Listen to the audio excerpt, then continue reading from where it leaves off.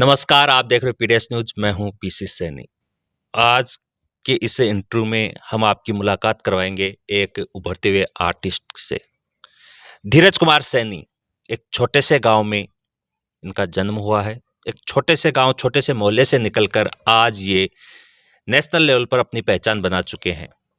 Artist के जादूगर भी इनको कहा जाता है।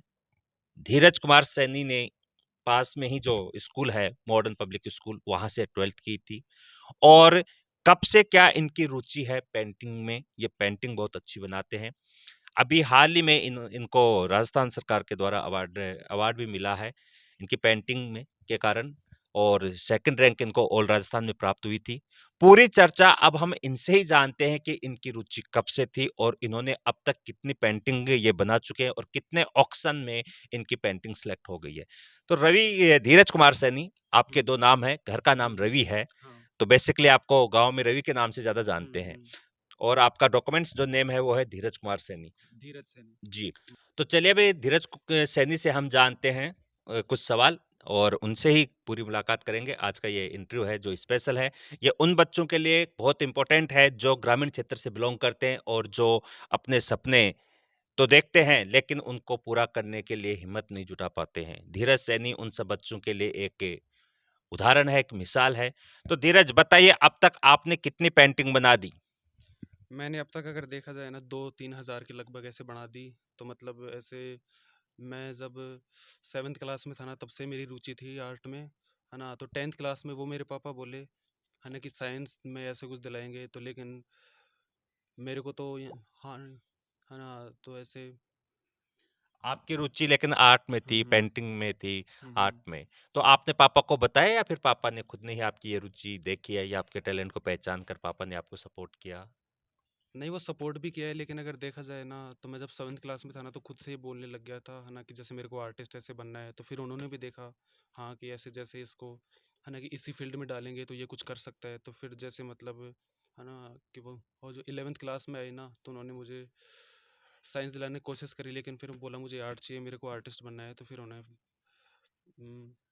फुल सपोर्ट करना उन्होंने मेरे को ऐसे शुरू किया। फिर उसके बाद सन 2019 में, है ना, कि राजस्थान विश्वविद्यालय में मेरा एडमिशन हुआ फाइन आर्ट डिपार्टमेंट में, और अभी मैं बीएफए कर रहा हूँ। जी, जी। हाँ। तो आपकी जो पेंटिंग बनी, ये हम्म, हम्म। ऑक्शन में भी जाती है, तो आपकी कितनी पेंटिंग गई हैं ऑक्शन में, कितनी पेंटिंग लगाई आपने? मेरे देखो, मैंने मतलब यानी फर्स्ट एग्जीबिशन मैंने लगाई थी, मतलब 2016 में फर्स्ट एग्जीबिशन लगाई।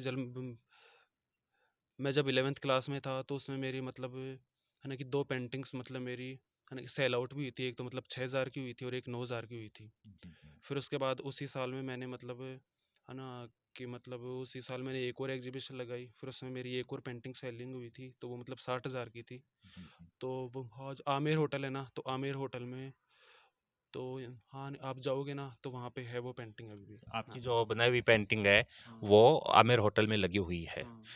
तो आप कोई पेंटिंग बनाते हो, तो हुँ, लाइव हुँ। पेंटिंग भी आप खूब बनाते हो? हाँ, मैं ज़्यादातर पेंटिंग अगर देखा जाए ना तो लाइव ही बना लेता हूँ। तो जैसे कोई सीन पसंद आ गया तो उसको जैसे ऐसे कुछ ऐसे बना लिया सामने। आपकी पेंटिंग विशेष तौर से किसको डेडिकेट होती है? मतलब उनमें मुख्य रूप से आप क्या दर्शाते हो? जैसे प्रकृति है, खेत खलियान होते हैं या देखो, फिर कोई शहर का नज़ारा? हाँ, स्पेशल आपका क्या है कि आप अपनी पेंटिंग में जो डालते हो, ज़्यादातर मुख्यतः?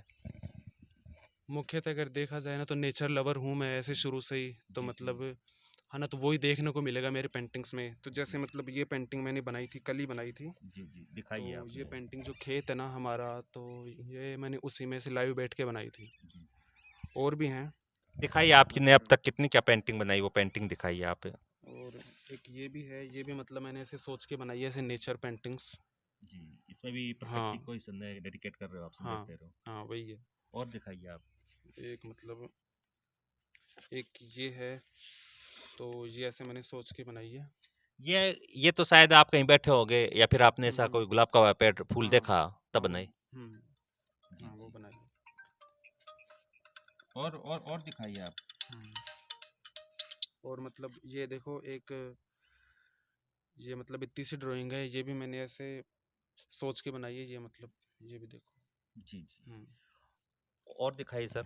जैसे ये पूरी फाइल है, इस फाइल अच्छा। में आपकी स्टार्टिंग की कोई हो और या अब तक की जो भी है? नहीं, स्टार्टिंग की तो है नहीं वैसे अभी। मैं फ़िलहाल अभी दिखा देता हूँ अभी मैं, मतलब 1 साल पहले की है, फाइल भी ज़्यादा जी, है नहीं जी। पुरानी।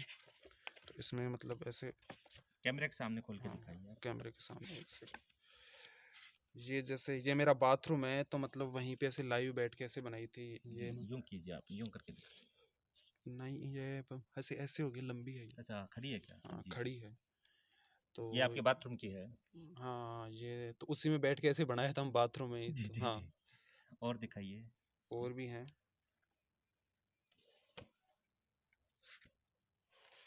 ये जैसे मतलब कोई सिटी में था ना, जयपुर में था ना, तो जैसे मैंने ऐसे कोई बिल्डिंग को देख के तो वहीं पे ऐसे कुछ लाइव बनाने की कोशिश करी थी, तो ये वहीं का है। जी, हम्म। और दिखाइए सर।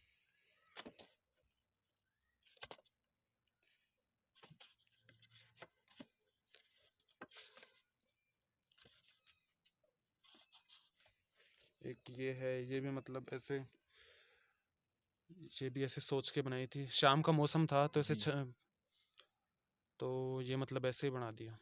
जी, तो शाम के शाम मौसम को में हाँ। आपने देखा तब। हाँ। जी।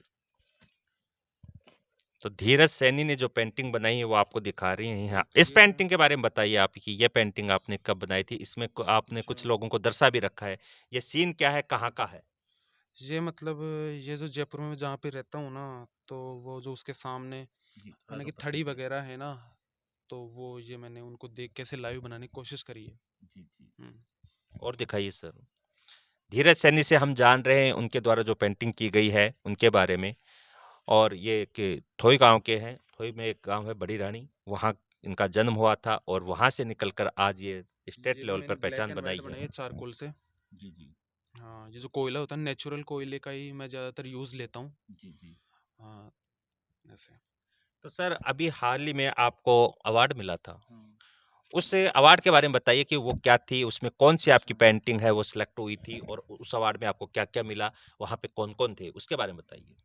वो जो अवार्ड फंक्शन होता है, ये 1 साल में 1 बार है ना, कि ये जो दिल्ली कोई संस्थान है, जी, जी। वो तो मतलब राजस्थान ललित कला अकादमी भी है, तो वो मतलब जयपुर में भी इसकी कोई संस्थान है, है ना, तो उसकी तरफ से मतलब कि ये जो,